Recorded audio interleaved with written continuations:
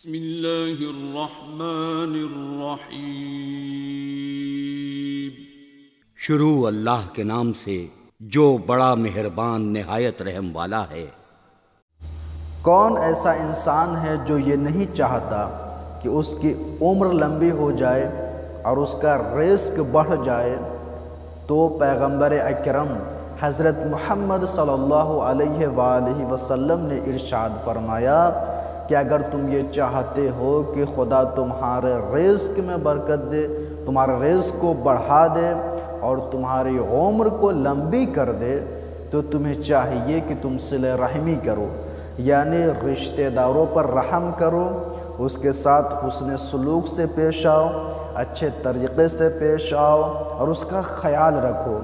اگر وہ ضرورت مند ہے تو اس کی ضرورت کو پورا کرو، خداوند عالم تمہاری ساری ضرورتوں کو پورا کرے گا۔